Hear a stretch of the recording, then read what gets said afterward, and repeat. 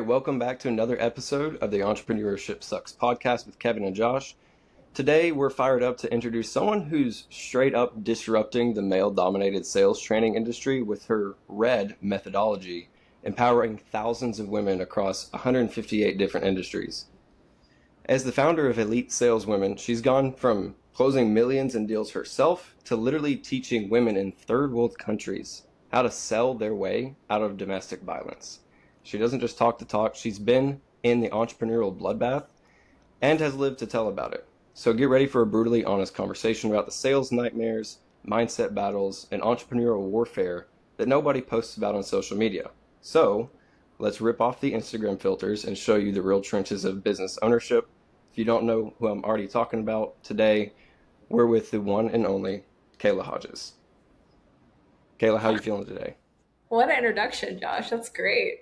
I don't know where you got that from. That was amazing. You added my old bio with all this really cool stuff. I need to re-listen to this and get that over to my team because I really I'll just send it to you. I made it for you. Perfect. Sounds great. Now you have a new intro for your podcast, right? Right. I like that you said the bloodbath of what entrepreneurship is, because I really don't think that a lot of people talk about it, especially because we're at a place where you don't have time to talk about it because you're dealing with stuff and putting out fires. So you're just putting your head down and getting a lot of things done. You come up for air once in a while. You're like, oh, I did stuff. Or you come up and you're like, crap, I messed a lot of stuff up, So this is going to be interesting for sure. Yeah, I relate to the messing stuff up for sure. I like to kick every episode off the same way, Kayla. Obviously, the name of our podcast is pretty polarizing, and people always have a different perspective of how that resonates with them. So let me ask you, what does entrepreneurship sucks mean to you? I think that it's just a misunderstanding of what it is. I think that we want to be in entrepreneurship, especially if you were a rebellious child, that you don't like being told what to do. At least that was it for me. Yep, that's a big one for me too. Yep. I got a lot of trouble for school for talking, and now I make a lot of money for it, so I don't apologize for anything. But you think that you're going to have this freedom, or you think that you're like, oh, I want to provide a better life for my kid. My daughter, she's 12 now. And then you don't realize all the responsibility that comes with it, and you don't realize how you have to rescue yourself out of bad situations over and over again and continuously develop yourself so that you can hold space for other people and lead them and guide them. It's just a big responsibility, and that kind of sucks. And it's funny you talked about being a rebellious kid, right? I think it was Bill Gates that said that juvenile delinquents make the best entrepreneurs, right? And, I think me and Joshua, at least as close as we are, we both know fair and well that we had our fair share of childhood rebellion that led us to where we are now. Personal development when I was about 17 was probably one of the major things that helped me on a different path. It gave me something positive to sink my teeth into in a time and place in my life where there wasn't a lot of positive stuff happening. Yeah, so absolutely. Kayla, I think you and I are both preacher's kids. I'm pretty sure the first time that I met you, we established that. We were like, oh, this is going to be fun, Okay, so, and my dad became a pastor later in my life, which was actually really interesting. So he became a pastor probably when I was 14, maybe 13, 14. And before that, he was a big evangelist for my church. My mom was singing on the praise team. But there was a lot of stuff that was going on behind the scenes with my dad that they all kept very hush hush. And my dad, there was a lot of drugs, alcohol, infidelity and stuff that I didn't know about. And then once our family kind of separated, he was like, I have to fix everything, and became a pastor. And then it was really you have to be perfect, or you're going to hell type of vibe. So there's a lot of pressure, and then the craving for my dad's acceptance and validation to do anything that he wanted me to do, in order to get his love, right? Which even included me getting married to somebody that I really didn't really even know, that guy after I dated my daughter's father. And I married him because my dad said my house was cursed, which my dad and I are really close now, but he was like, God's cursed your house.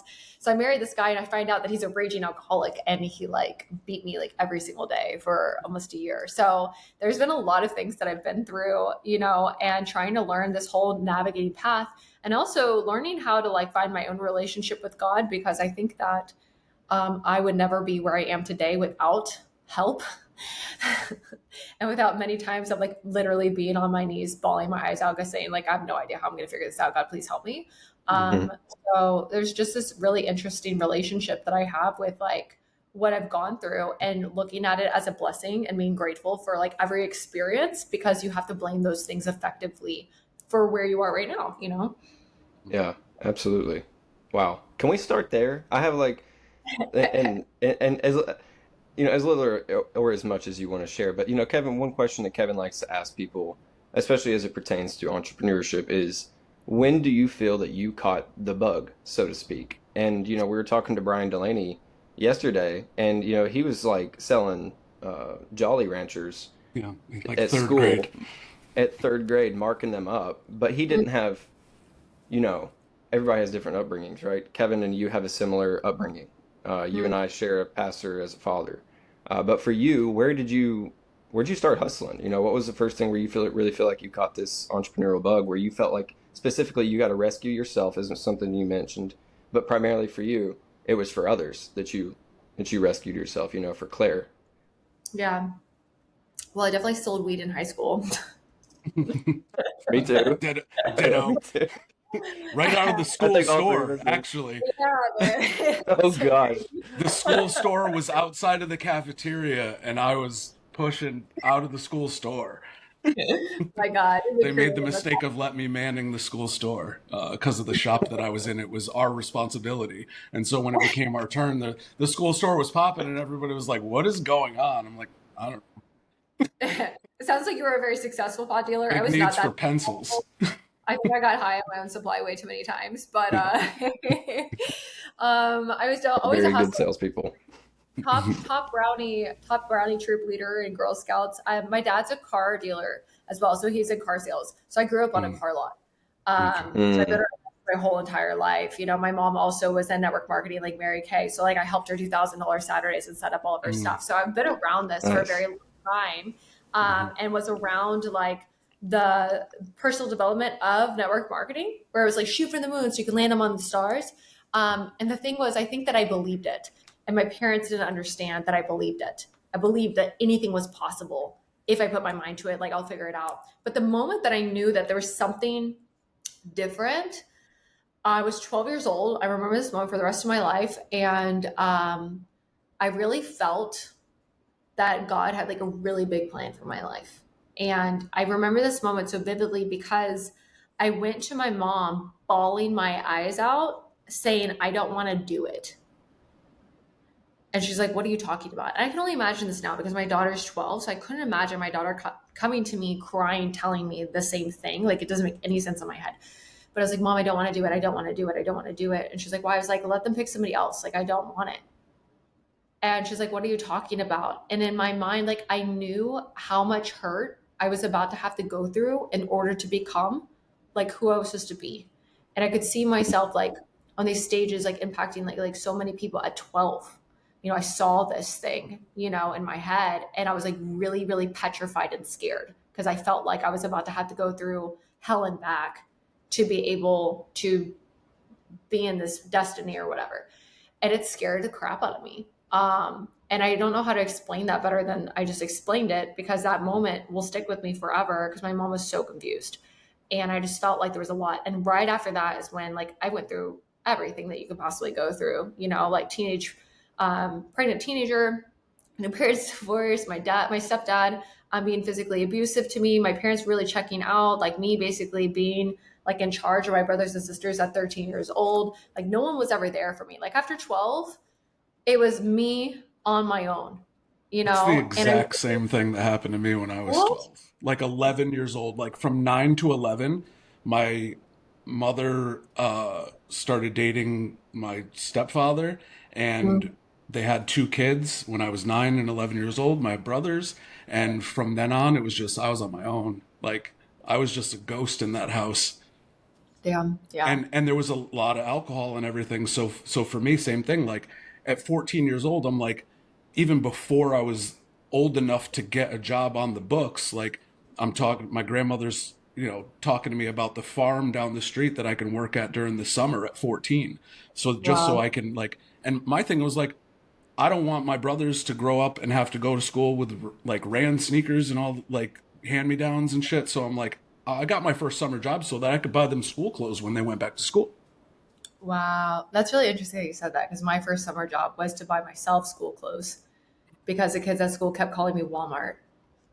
And so Oh I was alive, man. saved up What all city my did you So grow up in? What state did you grow up in? Texas. Oh, okay.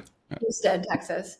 Yeah, so I like oh, went and bought all Hollister and Abercrombie so I could fit in and be accepted. Mhm. And then my whole thing was like I didn't know what I want. All I wanted to dance. I just wanted to be a dancer. I actually went to college for contemporary ballet and modern at Texas Women's University. I wanted to be an Olivet A contemporary ballet. I danced like 6-7 hours a day because that was like the only thing I could do to like get my mind off of what was going on at home, but my parents like couldn't afford anything. So they couldn't afford dance team. So I went business to business with like this scholarship thing where they would have to like donate money for me to be on the dance team at school. So I did that, like door knocking businesses in the community.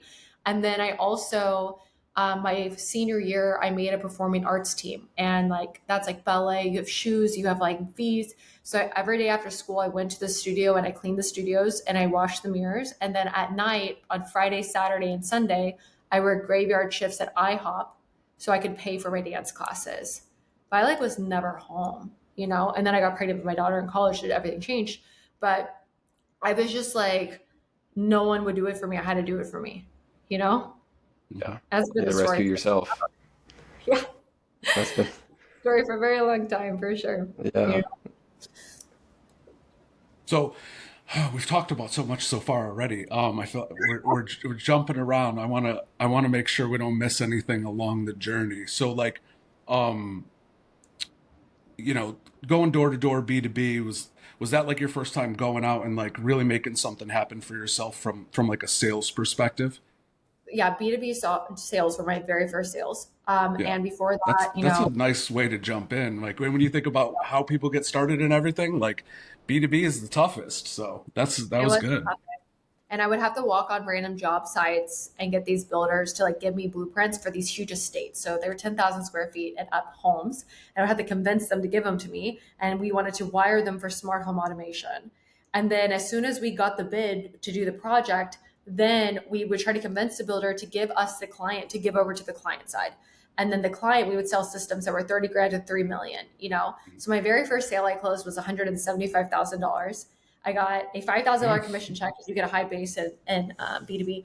And I just felt like I made it because before that, in between like being a ballerina type of thing and like wanting to be in dance and that moment, I was a waitress, for a very long time. Like fine dining waitress. I did that. And I also was a personal trainer because after my really abusive relationship, I wanted to like feel good about my body. So I did like bodybuilding, competing, did personal training, and I was back in school. So I was a Dang. biochemistry molecular biology pre-med student. And I was like really obsessed with like anatomy and everything that was going on with the body. And I was doing all this stuff. And I felt like I And you was were a on a single mom already too, right? single Yeah. mom, basically like 3 jobs because the school's a job and then the personal training company is a job. And, also being a waitress as a job. And I literally had no time and I busted my ass every single day. And I felt like on a hamster wheel, like not going anywhere. And this is my personal development journey because when I was on the bodybuilding and like trying to compete for that, I would be listening to like motivational stuff, like when you're on a Stairmaster, because you're on there for a very long time. And there was this guy's voice I would listen to. I'm like, oh, I really like that. And like the Motiversity where they have all the different speakers. And it was Tony Robbins' voice. It's a very distinctive voice. And I had a girlfriend of mine that was like, you need to listen to this guy. His name's Tony Robbins. And I listened and I was like, oh, it's the same guy. And so at this moment in my life, I just like felt like a victim. Like it's not fair that all this stuff happened in my life. And I write this blog called Embracing Your Inner Badass. And I basically do a tell-all on all the shit that happened in my family. Of course, they're like pissed, right? like, don't ruin his like career talking about my dad. He's a pastor now, and I'm saying all this stuff. And this blog gets picked up by a client of mine who sends it to her friend that's on the board of the Lamborghini Festival in Houston.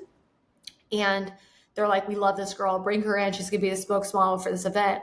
So I go to this event, and it's a private event the day before, and I'm in a private airplane hangar, and I'm around McLarens, Ferraris, and like these private planes, and, you know, like every single thing that I've never been around, you know, fashion. There's a fashion show, like everyone is dripping in designer, and I've never been around anything like that in my life. And an array of events happens where like some model walked off with somebody's keys that I was riding with, and I have to cash a ride back to my car. And it's with this guy in a McLaren. I've never been in a sports car like this in my life. You know, I'm like on cloud nine. And we're talking about like life and God and all this stuff. I'm like, what is going on? And the next day when I go to this event, I find out that that guy knows Tony Robbins personally. I'm like, oh, wow.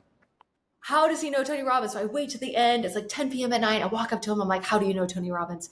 He's like, who told you that? I tell him. And he said, well, my mentor was Jim Rohn. Oh, wow. And so his mentor is Jim Rohn. Jim Rohn was also Tony Robbins' mentor. Yep. Jim Rohn was my first introduction to personal development. When I told you when I was 17, my father was in network marketing and I only saw him on Sundays. And so he tried his very best to cram a week's worth of parenting into one day every week, right? And so the best way that he could do that and express the best things that he wanted to be able to teach me over the course of each week was to leverage himself through like Jim Rohn and other personal development speakers like that, so that he could ensure that what he wanted me to be molded into was with me when he wasn't, right? And it was extremely impactful. Jim Rohn still to this day is my favorite personal development speaker ever. He's amazing. Yeah. Like his dad jokes, the way that he incorporates the Bible into all his principles, like he's just amazing. He definitely has a very distinctive voice too. Yeah, You know? definitely. And, You either find him extremely charming or extremely annoying. Yes. Some people, I'm like, how do you not like Jim Rohn? They're like, I don't know. He's just, he annoys me, the twang of the way he says things. I'm like, that's the best thing about him. I feel like I'm like, it's amazing. It's hilarious. Yeah, a day. Yeah. The emphasis of things. Yeah. It's so funny. Well, that was my assignment. So I asked this guy, I'm like, how do I get a mentor like that? You know, I wanted one. I was so desperate for success. I'm like, please, somebody help me. Like, what year is this? I was like 24. Or like, how old were you? Okay. 24, was 25. And right now I'm about to turn 32. So this is like almost 7 years ago. Okay. And he asked me if I was serious. I'm like, yes. And he said, I want you to go home and download The Challenge to Succeed by Jim Rohn. And if you listen to it 10 times, I will have a conversation with you, which was like a seminar of his, like, I'm not sure, like hours long, you know, maybe like 4 to like 9 hours. I'm not sure how long that thing is. And I just listened to the whole thing within a day. I put it on like credit card and I just listened to it. I messaged him like 1 down, 9 to go. And he's like, are you serious? I said, yes. And he met me at this coffee shop and I'm sitting in front of this guy and I'm telling him all the reasons why my life sucks and all the things that happen that are not fair. And he's like, I want you to come work for me and I will teach you everything that you need to know, but you need to quit everything. It was a Friday. On Monday, I quit school. I quit my business. I quit my job and I started in B2B sales. And not only did he help me there, but he also met with me once a week and really rewired my brain and how I would think and made me read all these personal development books. And I started there. I sucked at sales. It was horrible. And then 2 years later, I was running the sales team meetings there, you know? So it was just like that moment that could have changed my life, or I could have not let it change my life, and like really choosing to like burn everything and be like, all right, let's go, for that to like pop off, you know? And you could have even been like, you know, screw this, like what, listen to it 10 times. You could have just like completely squandered such an amazing opportunity just by like ego, you know? Yes. I was desperate. Definitely. So desperate. I'm like, please. Like, I was like, this cannot be my life. Like, why is this my life? Yeah, You know? I mean, some people go their whole life desperate, but they're not willing to do like what you did, right? So it's like, that's definitely a testament to why you're successful, right? There's a lot of people in those situations that you were in on that day, and they just stay in them forever. because of their unwillingness to really like face what the desperation of their situation and take control and do something, like take massive action to get out of it, right? Yeah. I think I've done that in my life now 3 times. And Mhm. they're all the scariest moments and the most rewarding moments. Mhm. When you look back, you're like, I would never be there if I did choose that. And I think Oh, that Yeah. when it's the most scary to jump, that's when you should. absolutely. Yeah. When you're resisting your body, it's like, all right, let's go. Mhm. But I was really bad at sales. I sweated. I was awkward. I didn't really know what I was doing. But I was really committed to figuring out because I didn't want to be a waitress again. So Mhm. I, started like going through all the old school stuff, like reading, developing myself, going through all the trainings every morning. I would pop an Addy at like 4 in the morning. I would wake up naturally at 5 to study. And just try to figure it out, and eventually started making money, like bought my first sports card, had no idea how to do anything with money and was spending it. And then COVID hit, 2 years later. And Mhm. so COVID hits, I lose my job, and I'm like, crap, because I spent all my money. Mhm. And I'm like in this apartment with my daughter because I have to move out. I have to move out of the house because I was like, had a roommate with somebody because we had a big house, and she was really great. And so we moved in, and the only place I could afford was like a 1 bedroom apartment with my daughter, Mhm. and rent's due, and I don't have it. And maxed out all my credit cards. My rent at the time was only like $1,400. Okay, my rent Mhm. now is like $6,000. So it's like it's at that point I was behind my rent by $756, and there was no way I was going to be able to do it. And Tony Robbins, I crewed on his team for 3 years. So I worked on his events and volunteered. And Oh, we cool. were doing the first virtual event at that time. Mhm. And I'm in this moment and I'm like, how is this my life? Like, this can't be my life. And I also started doing like NLP and strategic intervention and Is really it like learning like how to. 2019? Was this the mastermind launch? This was when he did his first like his first UPW, but virtual. Like when they built out that whole studio. Yep. Like this is when they did it. And so I had already gone through like the Robin Days Foundation and like started learning how to like get somebody to break through like in a few minutes. And I wanted to do that. Like again, so this is another business venture that I tried to do where I was like, I'm gonna help men, CEOs break through their shit to where they're like roaring like lions and they're gonna be able to like, be able to help their companies and all this stuff. Like that's what I wanted to do. And I didn't know how to sell anything online. So there was this program that would teach me how to do it, and it was $12,000, and you had to put 3 grand down. And I have nothing, And I Yeah. look around my little apartment. I'm like, fuck this. This is not my life. And so I sold my bed, sold my daughter's bed. We slept on the ground that night. I sold everything that I owned: shoes, perfume, my only designer bag that I had, my blender, my freaking mirror, my desk. And I raised $4,200 in 36 hours. I paid for the first payment of the course. I paid for my rent. I packed up my car and I moved to Miami. And my daughter and I drove from Houston to Miami because I felt like that place was my home because I went to an event there and it really, really resonated with me. Damn. And we I got stayed in an goosebumps. Airbnb room.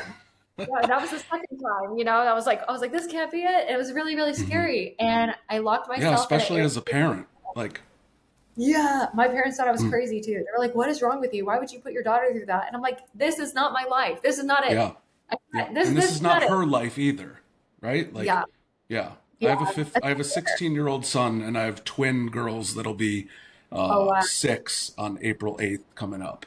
And Well, yeah, it's this is not my life. Like we went through a lot during COVID and stuff. I had a super successful e-commerce business. COVID screwed all that up. We got pregnant with twins. oh my God. But like at every step of the way, like you said, like your family's like, why would you put your kids through this? I'm like, the alternative is what? Going and Mm-hmm. getting another job? Like, Yeah. absolutely not. And Mm-hmm. now, again, for the second time, I get to look back and be like, yeah, remember when you said I was crazy? Yeah. Now I charge a minimum of 25K per client. So, yeah. No, I think it's really beautiful being able to look back on it and like being able to have, just compassion for like they were trying to just, protect Protect you. us. Yeah, Yeah. absolutely. Best in your house. So what happened in Miami? Like, I don't want to interrupt that momentum No, either. you're good. Sorry. I locked myself in an Airbnb room, okay, for a month. And every morning I would wake up at 4 o'clock in the morning and I would pray and I would study the training and I would write it out word for word because I didn't think that I was going to be able to afford the next payment. Mm. Wow. That's I had a smart. whole I did similar things. day. Crazy. And then in between the day, I would be on like Bumble Business and I would try to meet as many people as possible. I was like, somebody knows somebody that I need to know and I just need to meet somebody. So every day I would be just like networking. Like I needed to meet someone. And from there, I closed my first client. I was like a $10,000 client and I got us our first apartment in Miami and, like really like try to figure everything out. I got lost in Miami in terms of like partying when I got there. After that, met somebody in a relationship that probably just did not serve me. My daughter Yeah, I started spent failing a school. week down there. I couldn't imagine living down there. Yeah, there's the good parts, but if you don't know how to like have self-control, you typically get lost for a little bit and then come back. Like now I'm like Mm. by the beach, I'm walking and doing all the exercise stuff and all the fun stuff, but then I was like a hot mess. And my daughter kept hanging up on her teachers at school, so she was like failing class. And so she went back to Houston to stay with my sister for 6 months to finish school. And I raged because it was the first time in my adult life that I never had responsibilities. And I just partied my ass off until like she needed to come back. And I'm like, crap, like I don't have any responsibility. Like I'm not doing in myself any good. Like I need somebody that's going to like whip my ass into shape. And so I went and got a B2C sales job where I had to like do a lot of things. I had 220 dials a day, working like dialing and like learning a whole new type of sales.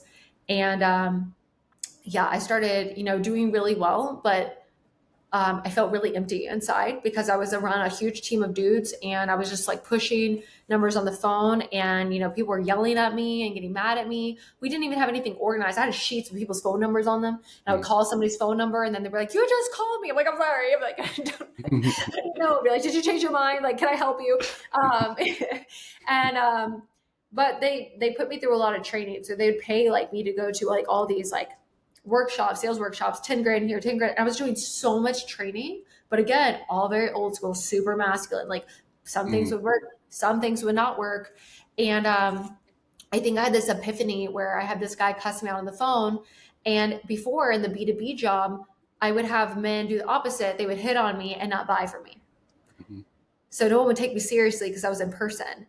And they would go to like lunches with me, but they didn't want to buy. And I'm like, here, no one wants to buy. Now they're being mean to me. I'm like, they don't know that I'm a cute lady. I'm like, what if I could show them a woman? So this guy like yells at me and I sent him this picture of me and my daughter. I'm like, I'm sorry I upset you. Like, I'm just trying to take care of my family. And he's like, you're really beautiful. Can I take you to dinner? I'm like, ew. But I was like, I'm onto something, there's something here. What if I can make myself sound more like a woman? Because before I'm like, hey, yeah, the reason why I'm calling is to try to figure out the biggest problem in your business. How can I help you? It's like super like, ugh. And so I try to soften a little bit of stuff and I try to sound Well, different. you had Like, a lot of masculine energy at that time because you were the one that was, yeah. so much. It was bad. And I started changing up a few things and more people were receptive. And I had a couple girlfriends that reached out to me and asked me to help with their sales process and I built it out for them and they started making a shit ton of money. And I'm like, okay, I'm onto something here. Like, what if I use like all the like strategic intervention and the NLP stuff and I utilize this with here? Because in NLP, you can get somebody to like feel suicidal and then talk to them for 30 minutes, change the way they think about something, and they're not for the rest of their life. But the way you do that was completely different than what I was learning in sales training. I'm like, how are these both supposed to be persuading people? This makes no sense. And I started using a different tactics and it was really working for me. And I was making good money, but again, I was miserable. And then my boss like did something crazy where he was like calling me in the middle of the night on a Saturday night. And I'm like, I can't do this anymore. I quit. And I started again another business venture where it was me doing sales training for women, but I didn't know how to run a company at the time. And so it was me and 11 girls and it was called Sell Like a Badass. And I maxed out all my time. So they were making a lot of money and I wasn't because I didn't have any more time to get on sales calls with clients because I was meeting with them all the time because I didn't know how to run a business. And then from there, went into event sales, started crushing in event sales. I ran a team of like 14 guys and like we were selling up like stadiums. So we were doing like 800 grand a month and I was like running everything and doing back of the room sales. and I was making like 32, 35 grand a month, plus like some month a little bit higher, and I was like, oh, I'm making it. This is so great. I love it. And, wanted to go off on my own. And then I met somebody else that told me that they were going to build a business with me. And they had a big coaching company and they had like 270 coaching clients. Some were making zero money. Some were making up to $1 million. And they're like, I'll be your business partner. Come in. I want you to learn how to be a CEO and we're going to build a sales training company together. I'm like, perfect. Let's do it. And so we start this whole venture and we have this whole like challenge where we're like, hey, let's raise capital for this business. I'm going to put you on all these ads. And then all the money that brings in, we're going to put it into the new business. So we did 330 grand in a week. And we're like, yes. And we're like, we're going to allocate like 200 plus grand to this new company. I make 8 grand out of the whole thing. Like, I didn't make anything. And I'm used to making a lot more. So I'm making nothing at this point.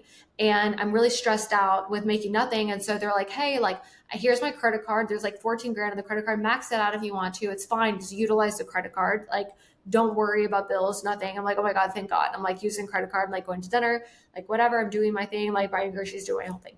And, we come to this event where we go to Funnel Hacking Live. And this is where I met Jeremy. So it was really cool. So I go to this event, Funnel Hacking Live, and I'm telling everyone on my team, I'm like, I'm going to meet my husband here. This is going to be amazing. I'm super excited. And so we're all joking. I'm like, where's my husband? Do you see him? I'm like, he's probably winning some big award. When are they doing the award night? We're playing around. And this whole event, I felt really weird because I felt like I was there to like learn. And then I felt like the team like didn't really want me to be there. It was really weird. I almost didn't go. I called like the person before and I'm like, do you even want me to go? He's like, do you want to go? I'm like, yeah. So I went to the event and, towards the I, for one, was super excited to meet you. Okay, perfect. Yeah. I wanted you to be there. Yeah, thanks. But we go to this event and then one of the nights of this event, it's like the second night there, we all decide to drink and have a party.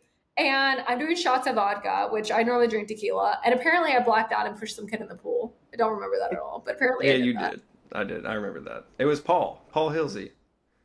I don't remember. Poor Paul.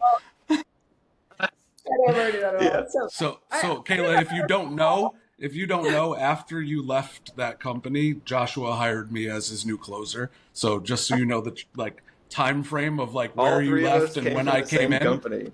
Yeah. So perfect. Like, so this story was starting to annoy me. I'm like getting mad for you. Yeah, it was bad. But anyways, the next day I felt so horrible and I feel so guilty and I still make myself go to this event and I'm hungover as shit. Okay. And this is the awards night. So I make myself go to this whole entire event. I didn't sleep in. I go to the whole thing. And like, I don't even remember apparently, dude. I said, I'm sorry to the guy. I'm like, so sorry. I've never done anything like that before. Also, and by the way, it scared the shit out of me because I've been in a really abusive relationship where my ex-husband would get blacked out and hurt me. So it was scared the crap out of me that somebody told me I did something I didn't remember because I never had that happen before. And I'm like literally like so guilty, feeling so bad for myself. I'm hating myself. And I'm like literally at this event pushing myself through all the pain because I felt so bad. I had no idea all that was going on. It was so bad. And then the night is the awards night. So we all win the award or whatever. And I'm like, okay, great. And I'm like, let's leave. And apparently that's when the big awards went afterwards. And I never saw Jeremy on stage. And I didn't really know who he was. But I was saying, I was like, hey, the next day I was like, where's the big awards? When are they doing that? Because that's where my husband is. And they're like, oh, they did that last night. I'm like, damn it, I missed my husband. It sucks. And so we're playing around. And in the hallway, that day I was like, okay, like I fucked up yesterday. I was really hungover today. I need to meet people. So I need to network with a lot of people. That's what I need to do. And I make this decision where this guy's walking by. I'm like, go talk to him. I'm like, no, I don't want to talk to him. I'm like, talk to him. I'm like, no, I'm like, talk to him. It was like 3 times in a row. This guy was walking by with tattoos. I was like, nice tattoos, bro. And he's like, do you want $200? I'm like, what? And he said, all you have to do is overcome a money objection on sales. I'm like, yes, I'm about to get $200. Let's go. And so I overcome this money objection. They give me $200 and they're like, hey, do you know Jeremy? And I have a photographic memory slightly where I can remember like words. And so I remembered him on Instagram the week before because there was like some black book of questions like ad. And it was like the different sales training. I was like, who the hell is this guy? And it was like Jeremy Lee Minor. And I'm like, okay, whatever. I'm not spending $27 on a book. And so the next week I see him, he's like, oh, do you know Jeremy? And I look over and this is all on video, which is extremely embarrassing. But I'm like, oh my God, it's Jeremy Lee Minor. And it sounds just like that. Okay. It's very embarrassing. And he was like, hey, and he said, he looked over and he's like, who's that? And so we meet, and and he's like, we take a picture. I'm more Wait, excited about wait, the wait, trip. wait, wait, wait, wait. Hold on. Pause, pause, pause. Do you not know that he was at the pool party? He was at the pool party later, the second one. Okay. Okay, there was two. Just wanted to be clear because I'm like, wait, I saw the videos and stuff of the pool party, and I'm like, in my mind, I'm like, Joshua told me that's where they met. Okay, just wanted to be clear. Okay, because you That's where said they you blacked that's where out. they connected. You said you blacked out, so I'm like, wait, does she not know that he was there? Okay, this now makes sense. Yeah, Got you. that's the Go second for it. party. Thank Keep God he going. didn't meet the first Kayla. He met the second one. That was sober because Cool. I didn't drink the rest of the time I was there. Yeah, you were on good behavior at that one. Very good Got it. behavior. Cool. And Good thing. thank God, right? But so I meet him the next day. He sees me and he's like telling me, he's like, "You're the number one female sales trainer under 30. I've been looking you up." And I'm like, "Why is this guy looking at me?" And I'm like, "Well, I don't know if he likes me or not." So I try to go bro mode. I would give him a fist bump. I'm like, "Hey, bro, my friend, and I'm talking to him." And then I start asking him for advice on stuff because I know he would mansplain it to me. And I'm like, "What's your favorite book in sales? Like, what would you?" And I'm like twirling my hair. We have this all on video of like all of our interactions. And then the next time I see him, I'm like, hey, I was like, oh my God, Jeremy, I tried to give him a hug. He's so awkward. He's like, like didn't know what to do with me. And then the last day that we're there, we had to do this stupid party. And I didn't want to do the party. I wanted to go home. I wanted to see Claire. I'm like, I don't want to do the damn party at all. And we're all in the Suburban on the way home for the party. At the meantime, Jeremy's walking in the hallway. Eli Wild's walking in the hallway. Eli Wild's like, hey, what are you doing tonight? He's like, I don't know. What are you doing tonight? And he's like, well, there's some party that I'm going to. And he's like, what is it? He's like, who is it with? And he tells him who it's with. And he's like, I wonder if Kayla's going to be there because I think Kayla worked for them. And he's like, yeah, you just have to register. So he registers it. Josh is in the front of the Suburban. He's like, oh my God, Jay Miner is coming to our party. Everyone's freaking out. I'm in the back. I'm like, he's coming for me. Okay. That's so funny. So I'm going to text them on Instagram saying that he's coming. I'm like, no, I'm just going to wait and receive. Their asses are like, everyone's going to wear a uniform tonight. I'm like, I'm not wearing this. I'm going to meet my husband. No, you weren't. I'm not wearing this at all. I'm like, guys, I'm sorry. I'm sweating. It stinks. Like I can't wear the clothes. And I put on this cute outfit. I'm there. I'm talking to somebody, and all of a sudden he walks in, and then somebody comes up and he was like, "Hey, he's here." And I like do the like little hair like flip thing, and I'm like ready, and I'm like walk up. I'm like, "Hey," and we talked all night long. It was like 5 hours long. Y'all were glued to each other the whole night. That's Whole awesome. In the footage, like you can see glimpses every time Jeremy's there. Like you're right next to him. And we were out by the pool, and all of a sudden somebody comes out there. So they're like, "Hey, the party's over." And we look around. We're the only people out there. That's so. I'm like, "What the hell?" And he's like this close to my face. Okay. And he like leans in. I'm like, "Oh, I'm not going to kiss you." And he's like, "I wasn't trying to kiss you." I'm like, "You're really close to my face." He gives me a hug, and we go inside, and then his Uber's there, and he comes up to me in front of everybody and puts his hands on my face, and he's like, "It's so nice to meet you." And then gives me a hug again and then leaves, and everyone's like, "What the hell? Like, what's going on?" And we've been together ever since. So it's really cool, that whole That's so awesome. experience. And cool because the next week we're launching for the sales training company. And so Yeah. I launched the company. We do it on ads because before we put 30 grand in, we got 330 grand return. This time we're using a new ad account. So the new ad account, you can't really get that much because it's a new ad account. So it doesn't have the healthiness in order to put that much money in it. You'd be like $50 a day. So we don't have that many people on it, which sucks. And we only make like 10 grand. At that point, the 10 grand comes through. The next day is payroll because it's the first. I have 9 people on my team. Now they're from other places in the world. So it's not that much of a payroll. It's like literally like 9 grand for the whole payroll, almost 10.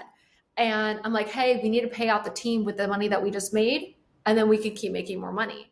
And then I was told, I don't want to be your business partner anymore. I'm going to take this money because of you spent 5 grand on the credit card that I gave you. So I'm going to take all of it. And I don't want to be your business partner. Good luck. That's what I was told. And I was like, okay, great. Yay. And that was one of the moments where I'm literally on my knees in my living room and I'm bawling my eyes out. And I'm like, God, if you want me to do this company, you're going to have to figure it out because I have no idea. I take out a hard money loan. I paid my team. And I sat, I was like, guys, it was like everyone that bought was a woman. And it was just 2 clients, but yeah. And I looked at my old URLs on GoDaddy and I purchased Elite Saleswomen 2 years prior. And I was like, this is it. And then I started that, and I never told Jeremy about like the problems I was having because I didn't want him to rescue me, and I want him to know that I really liked him, and I didn't want him to think that I was going to try to use him or something about what was going on. So I didn't tell him.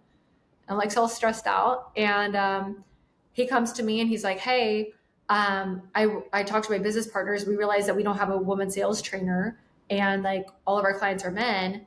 We want to do something with you." And so they're like, "Well, let's look at her numbers first." And we did like 6 figures in the first 3 months. And then they acquired me. So they acquired me for 7 months, and they took over everything, but try to run my company like it was seventh level, which is hard because my company is really small. And if you try to push that much money in ads and all this stuff, it was like I was ads everywhere. There wasn't enough people to take over the leads and do all this stuff. There's barely any profitability, and they were just pumping in cash. They put me on a salary, which if you're a hustler, you don't want to be put on a salary because then you feel capped. So now I feel like I'm in this little cage. I'm not doing anything, and no one gives me any like choices on anything, and I want to do things that I'm being told no. And now I'm arguing with Jeremy. I'm like, why can't I do anything? And his business partners are like, why is she in the way? And it was causing so much havoc that at the end of the contract, which was 7 months, you can get the option of having it back. And I took it back. And from there, we had to redo everything because it was NEPQ red at that point. So I had to redo it. And Jeremy and I built out red together. And he's like, hey, like do it like this. And so we had to retrain the whole entire portal, everything else. And at the same time, what's really cool, and the difference between us is that we do the trauma facilitation and breakthrough with these women in addition to sales training. So like we're doing all this stuff, and we relaunch. And then that was in January. We redid this whole entire thing. And like, now we're doing 6-figure months, and it's just really, really cool. Like being on this side and like having like 14 girls on my team. We're 100% organic. We're really not really like pushing anything, and watching it grow here. And I'm like, holy fuck, like how did we do it? But it's literally like one thing at a time, and there's so many ups, there's so many downs, and it was really, really, really hard. And like, we're still like, learning and growing. But I'm really grateful for the journey. And I know that's a lot of words, but I hope that kind of summed it all up. It was such a beautiful story. Oh No, my it's gosh. great, yeah. Kevin and I have been looking forward to hearing about this since that trip ended, because I remember I went to the airport, you guys rode back to Miami, and it was the last time I saw you until FHL 2025. Yeah. So much. And my First of all, wife has been following you for a long time, and she's just now getting back into like, she just left her job. She, she went back to work after we ran the e-commerce business together for like 3 years. And, so she went back into a career, and she's just now, my business is to the point where she doesn't have to do that anymore. And now she can get back in with us. So, she's going to be very excited. I wish she was here. She's at her mom's right now, but she's going to be very excited to see this episode too. Good. I'm excited. I love that. I think that with women, I think that, years ago, I really, really wanted the success or like, oh my gosh, I need to make this money in order to feel important and all that stuff, and I feel like that really faded. Especially once like last year when Jeremy and I moved in together, and I felt like I didn't need to provide for myself. And it was like almost really depressing. I went through a really depressing state for, several months where I was like, I'm not important. Like I can't do anything. Like nothing I do matters. Like everything's provided for. Like, what do I do? I made that mistake with our e-commerce business. I had her quit her job, and I was like, I just want you to enjoy your life. Like we've worked so hard to get where we are. Like I want you to just do whatever you want to do with your time and our money. Like, and then we'll figure out maybe in a year, like what it is that you really want to do. Right. Like this isn't the end all be all. And that was very tough for her. She's an extremely hard worker. She's like, go, go, go, go, go. Like, and she's like, I don't like this. This is horrible. She's like, I feel so unfulfilled. She's like, I don't care that I have money and freedom. She's like, I need to have impact. I need to be like producing something. Yeah, exactly. I think it's really interesting though, because that time let me reset and it let me reprioritize things that were important. And it helped me like really become like really financially smart with stuff, because like I was in a place where I had to, and after that, now it's like, how many women's lives can I like light a fire in their heart? Like if I can light one fire and she starts a wildfire because she realized how important she was, and I could be part of that story, that is everything for me. And, our culture is so incredible. Like our women, a raving culture, because in our sisterhood of all these women, there's no drama. And that's very unheard of, to have a bunch of women together and no drama. And the reason why is because we're all in a healing journey together. We do a lot of like really interpersonal work and like bringing up trauma to the surface and somatic work and getting stuff out of your body. And when you do that with other women, you bond together. Yeah. And so it's just really cool to have these experiences because not only are they making you more money, their husbands are messaging us and they're like, oh my God, you brought my wife back. And, you know, and their kids are present. And it's just the coolest thing because it's making I'm an choking impact. up right now. Just thinking about like, you got me sold. My wife's going to join your program. Let's go. I think women don't understand like what to do in terms of how to release all the stuff that's come up over time. And no one's given them permission to be the fullest, unapologetic version of themselves. And so when you can see them and really show them what's possible and do it in a way where they're not operating from masculine like survival and they're more in their feminine, so they're working less but making more and more in their body and more relaxed and operating from this place of calm and groundedness, it changes the game. And it's so freaking cool. You know? That is so cool. Yeah, that's awesome. I'm really curious, you know, because it took a few years for you to find your slot, you know, your niche, and it was something that you planted the seed of, Elite Saleswomen buying the domain many years prior to you actually, you know, accepting that call that that's what you were going to run with.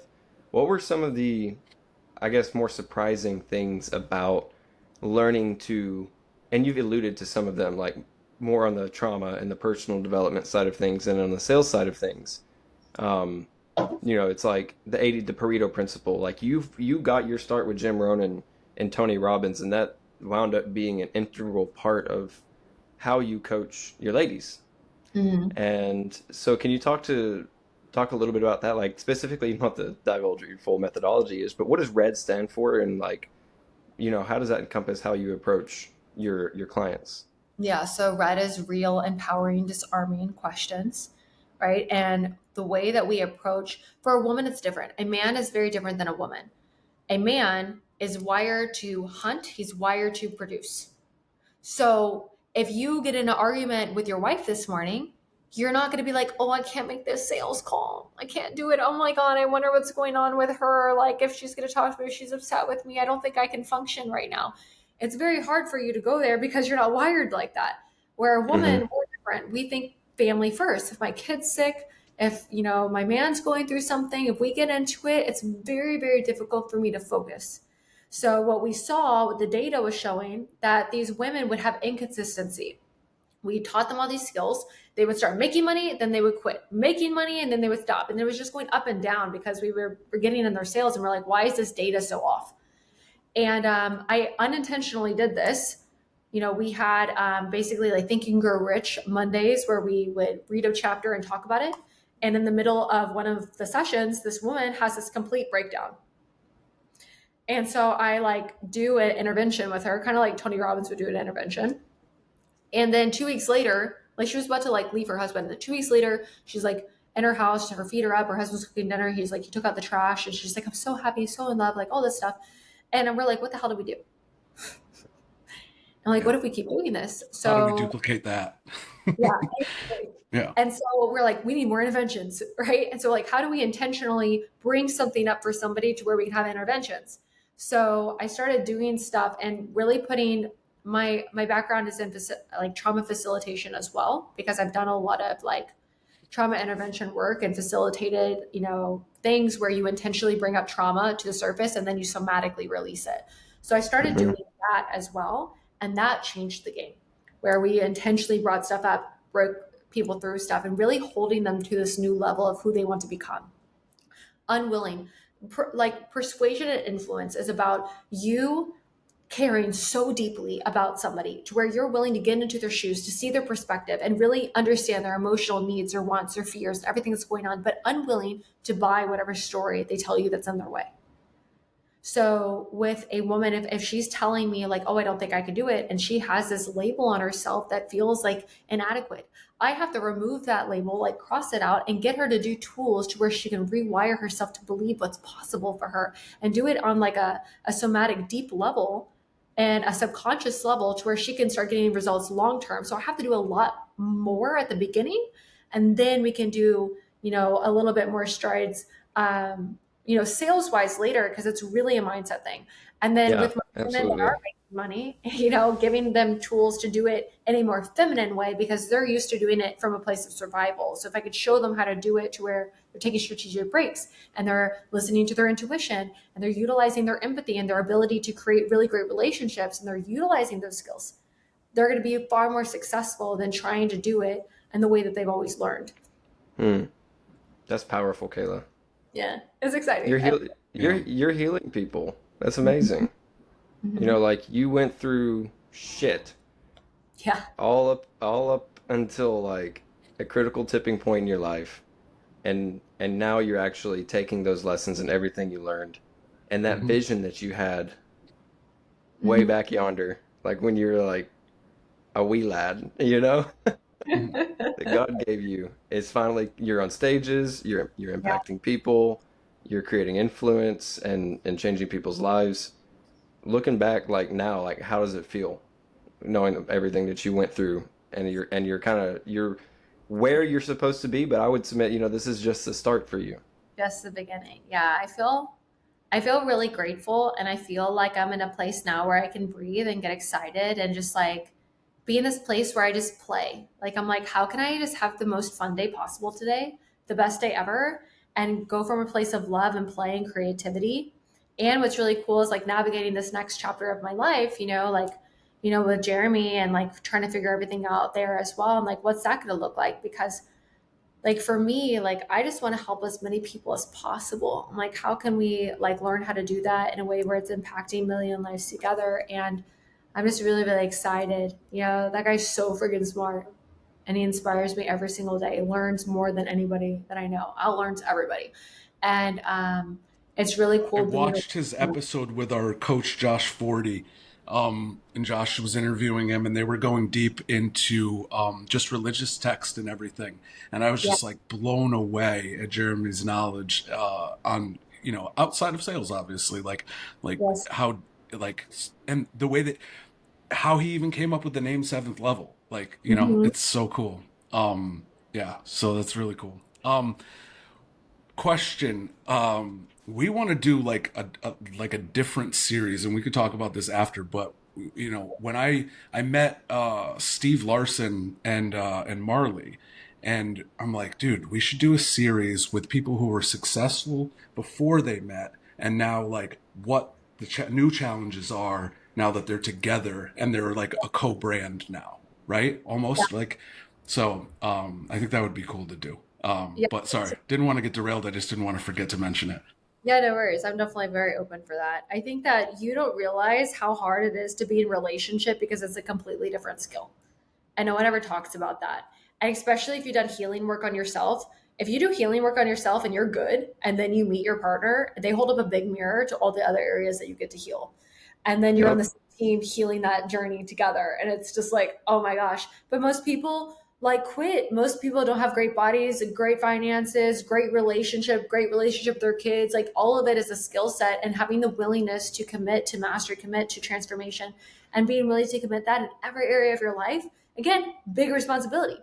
But how are you going to persuade and influence other people if you're unwilling to take on the journey yourself, right? And so it's really exciting. Like, Jeremy and I have learned so much about each other and masculine energy, feminine energy. And like, I've learned, so much even the past couple months that I had no idea about in terms of relationships with men, that it's really cool because I can pass that on to like my ladies because they're also having the same things. And they're like, what the hell?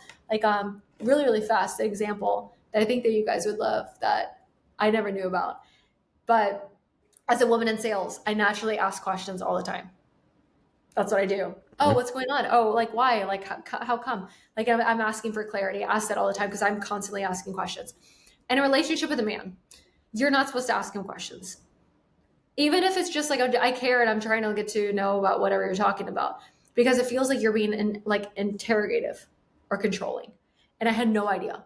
And so Jeremy would tell me, like we would talking, he was all like, why do I feel like you're like always like trying to control the situation? And in my mind, I'm like, I'm just being nice. I'm asking him about his day and what's going on. Like, what the hell is wrong with this guy?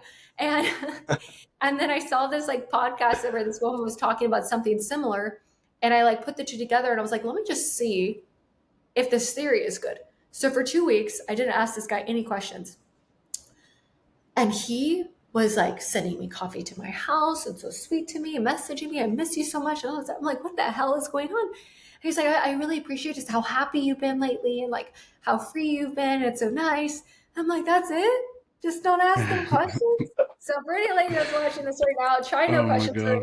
weeks and see if that helps you. That's crazy. I'm That's so I don't funny. know. I want to hear Kevin's opinion on this a little more, but I want to tell you real quick. I don't know if Well, you yeah, I knew, mean, but obviously, my wife and I have been together since I was 17, so I've like 23 years with this person, right? yeah, Um, and she's my best friend. Like, you know, it's absolutely awesome, but like a lot Yeah. of experience in that realm. But go ahead, Josh. I yeah. didn't want to interrupt your question, man. No, you're good. You're good. I still want to come back to it. Shortly after FHL, 2022, I got a divorce, Oh, and wow. so I and didn't even so know I went through that. Yeah, I did. So single life, baby.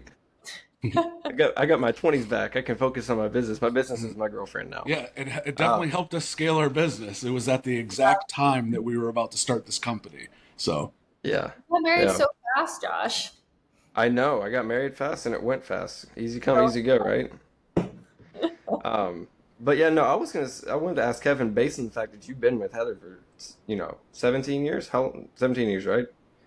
no, And you since guys we have, were 17, 23 since you were years. 17, 23 Hmm. years, and you've done business together. Based on what Kayla just Hmm. said about the not questioning thing, Oh why do yeah, you think that? that's definitely a thing. But it's different when I you've think been in we a just had relationship this for a while. conversation the other day. But I will tell you that that natural curiosity and inclination to just like clarify and get to the root is like I tell my wife all the time. I'm like, dude, will you please just get into high ticket sales? Like, just do it. Like, you can do it.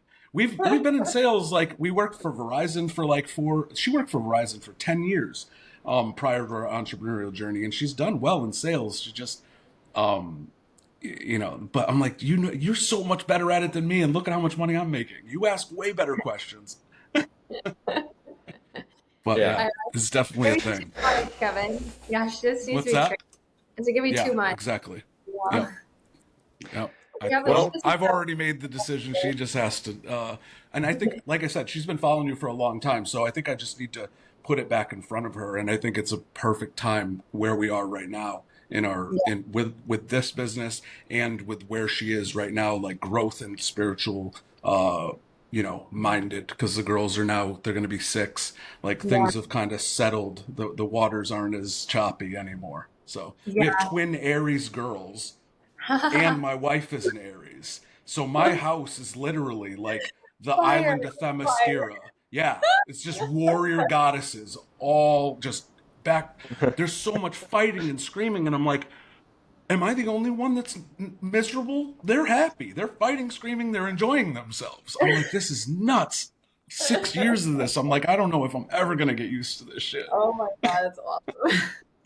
It's so well, cool though. Like,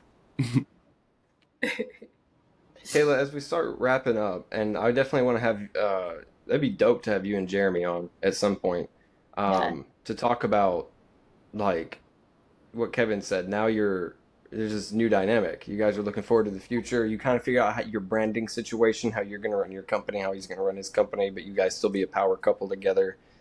And yeah, we're that'd be, figure all that out. yeah, yeah. yeah. Well, I'm curious for our listeners before we wrap up. What would you to the lady that's out there struggling and sorry guys, this isn't probably going to be 100% applicable to you. There's plenty of masculine advice for you out there. Yeah. Go check Kayla, our what other would you say? episodes. There's plenty of them. Yeah, exactly. What would you say to the lady that's where you were, when you first started, that is struggling with trusting herself, doesn't know how to rescue herself, is surrounded by a world of masculine energy, and she's having a hard time finding her way? What advice would you give to her? That you don't have to do anything in this world in order to be enough. you are enough as you are right now. You're stronger than you think. That the future you, the one that you really want to become, the one that is making the amount of money that you want to make, the one that feels confident, the one that feels powerful, the one that doesn't ask anybody, for a validation, that version of you, she really needs you right now. And the only way that you're going to become her is by you getting really uncomfortable, because on the other side of change is literally every single thing that you've ever wanted. And unless you're willing to make those sacrifices, you're never going to become her. And so you have to ask yourself, like, what would be more risky, to do nothing or to get really uncomfortable for the chance to become the woman that you've always wanted to be? Mm. Yeah. That's some sound advice. Very wise. Mm-hmm. It can be really scary. Really scary, because you don't know what you don't know. But then at the other side, it's like, but what if you do nothing and you're stuck? That's scarier. Yeah. That's scarier. Well, we're gonna plug your socials, your YouTube, and your Yay. landing pages that people can get in touch with you, see what you're about, and hopefully get their lives changed. So, Kevin, if you ain't got anything else for Kayla, I think that's a good wrapping up point. Yeah, we can wrap right here. Thanks, guys, everybody, for listening, and then on YouTube for watching. Kayla, hang back for a minute so this episode can upload properly. All right. See you next time, everybody. Thanks for coming on, Kayla. Thanks.